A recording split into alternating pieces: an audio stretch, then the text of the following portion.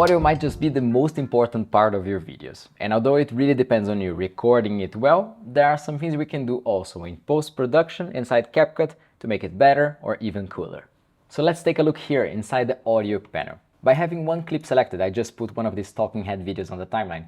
The audio panel over here offers some basic changes like volume, fade in, fade out, which mean volume, exactly what you would imagine. The lower you go here with the slider, you're gonna see also that here, if you zoom in a lot, you're gonna be able to see the same slider being represented by this white line and also the waveform on the back over here.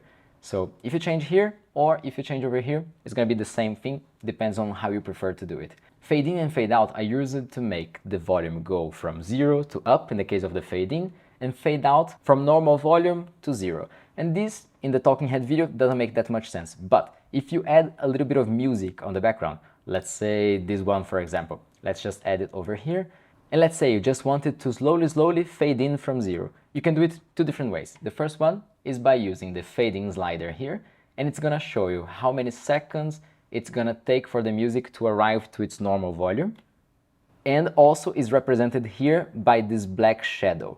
So here's gonna be the moment in which the music reaches its normal volume. And as you can see, Capcut created this small black ball over here that is actually the fade-in slider, so you can also do it over here. And while you drag it, you can also see how long it's gonna take for the volume to go from 0 to normal. Now below these basic features, there is also noise reduction, which can be really useful if you have a lot of noise in the background of your voice, to isolate it a little bit better and be less distracting. And just like the beauty features, you also have the strength slider here, so you can make it a little bit easier on the ears. And just like the beauty features, you also have the strength slider here, so you can make it a little bit easier on the ears. And on voice effect, you can make some crazy stuff, like for example, making me sound like an elf. It's faster way to do these 5 videos split screen than doing... Or maybe like a robot. This or this. Let me show you. Yeah, kind of depends on what you want to do. And just like the beauty features, you also have the strength slider here, so you can make it a little bit easier on the ears. And last but not least, you have the channels feature, and this can be very useful for those of you using especially dual recorder microphones. Like for example, the Rode Wireless Go 2 or the DJI mics, which are very famous nowadays. These have two different recorders, and each one record to one channel, meaning left or right. So when someone's listening with the headphones, you can only listen what was recorded with one of them on one side and the other on the other side.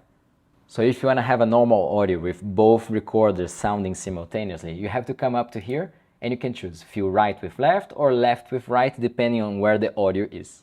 If that's not your case, you can just skip this feature, but for those of you that have it, I know that this is a lifesaver. Okay, to round it up, let me show you some things in the timeline that changed when we inserted now a clip with audio. So as you could see before, Capcut keeps the audio here together with the video, but you can also right-click it and you can separate the audio, meaning that now you're gonna have a dedicated track just for the audio that belongs to that video clip. And you can do the same things. You can change the volume, you can also change the fade in and fade out if you want it, all from here. And it's a little bit more accessible because it's just a little bit bigger for you to deal with. But besides this trick, now we have some different buttons that appeared up here on the left, which are different from the options we had before when we had the video clicked. Now we still have the split and the delete functions, but these 3 other ones here are functions in which you're going to be able to detect the beats on a song, for example, or that you can set yourself markers for you to cut the footage. So let me click it here and I'm going to create one beat in this point. And you're going to see that it creates this yellow dot and now the playhead snaps to it. So it makes it very easy for you to just click the video, for example, and split it. And now you can insert something else over here and just keep doing that. But if you don't want to create these points manually, in which here it looks like it's very clear what are the points of highs and lows in the music, you can just click the audio and you can click on AI Auto Beat. And this is what it's going to do. It's just going to choose between beats 1, 2 or melody, let's say beat 1 for example. And it's just going to create automatically all the beats in the song respectful to what it thinks is the beat 1. So let's go here and choose beats 2. And now it's going to create all the secondary beats also.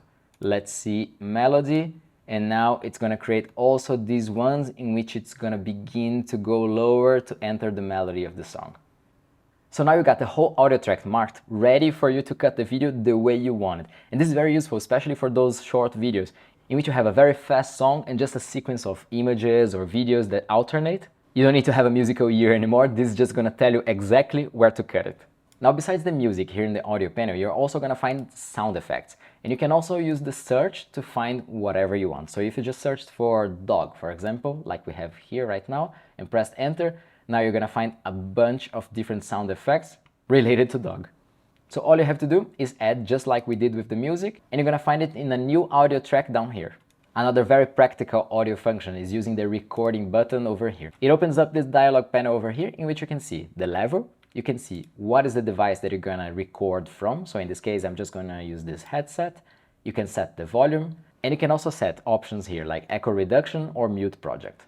Echo reduction I'm gonna add, and let's just record here a small voiceover. Okay, so let's make a first test. I'm gonna set to record by clicking here, and it's gonna give us 3, 2, 1. Okay, so now you can record your voice and everything is gonna be on a separate track. Okay, it finished. So now you can record your voice and everything is gonna be on a separate track. And that's it, you don't need to record your audio on another device and then import it here. You can do it directly inside the timeline. Okay, so by now you know how to use the software, how to navigate the timeline and change parameters for video and for audio. Next up, we're gonna spice up the editing by using text.